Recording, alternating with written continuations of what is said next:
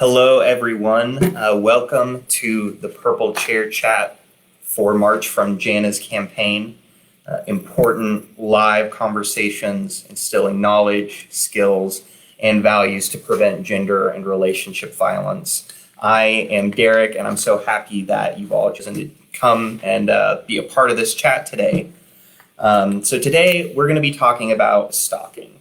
What is it? What does it look like? And why is it an issue that you need to care about? So a lot of the information for today comes from the Stalking Prevention Awareness and Resource Center, or SPARC. They're wonderful people, and they're one of the few organizations that is specifically devoted to providing education and resources about stalking. So let's get right into it. What is stalking? Stalking is very basically a pattern of behavior directed at a specific person that would cause any reasonable person to feel fear.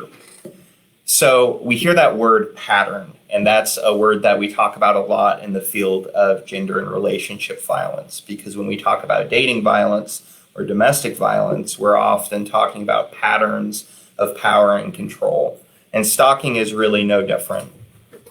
Stalking is essentially a pattern of any combination of making threats, uninvited contact at your home, school, or work, leaving unwanted gifts for you, using someone's computer, their phone, or personal information to track what they do online, or monitor someone's social media, and anything along the lines of constantly texting or calling or checking in on social media to know where someone's at or what they're doing or who they're with.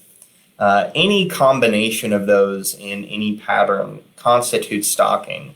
And in fact, almost 80% of stalkers use more than one of those approaches when they stalk. Stalkers can be friends, they can be family, they can be strangers, and oftentimes we see stalking as part of domestic or dating violence. In fact, it's one of the many effective tools that abusers use to maintain power and control in an unhealthy or an abusive relationship. Some of the research that's coming out is showing us that about 1 in 6 women and 1 in 16 men will experience stalking sometime in their life. And for many of these victims, there's some real tangible consequences outside of just the fear that they experience from the stalking. Some research has suggested that upwards of 1 in 8 victims of stalking actually lose a significant time of work as a result of their victimization, averaging about 5 days of lost work.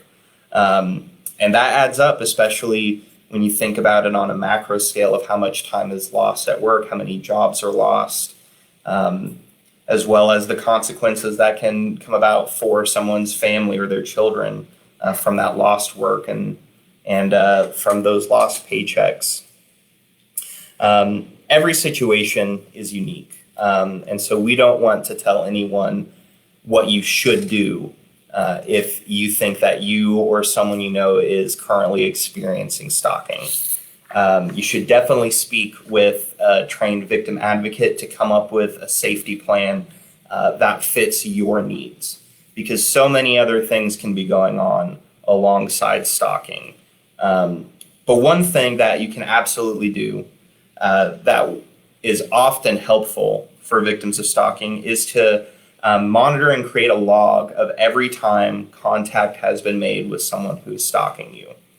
You can do this by taking a notebook and simply writing down the time and date of any time someone stopped by your work, or they left an unwanted gift at your door, or you received text messages or comments on your social media. You can have a journal that's dedicated to keeping track of this unwanted contact and of the stalking. Or something you can do is you can get something like this, which is a dedicated log to monitor and document every time contact has been made with you or your friend's stalker. And it has sections for you to put dates, times, descriptions, locations, all of that information, which can be very helpful, not just for yourself, but for your advocate in helping develop a safety plan. Should you ever find yourself in court or talking with the police, you can cite your log, and it'll be a very helpful tool to document all these cases. You can incidentally find this log as well as a lot of other really, really great information in Jana's campaign Stalking Awareness Toolkit. It's available for free on our website, and I believe that there's going to be a link down in the comments for you to click on and see some of that information.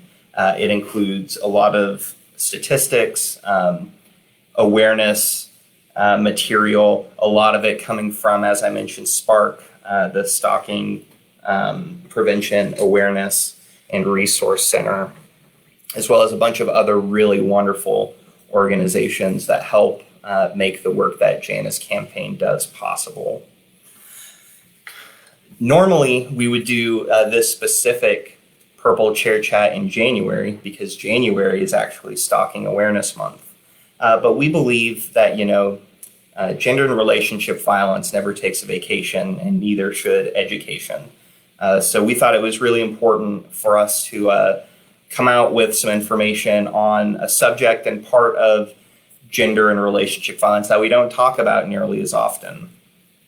I'd love it if you left any questions you have in the comments of this short video, or you can send us a message over Messenger.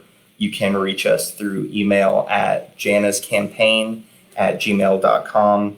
And of course, you can always call our office, and we'd be happy to help you as best we can or direct you towards any of the great resources that we have.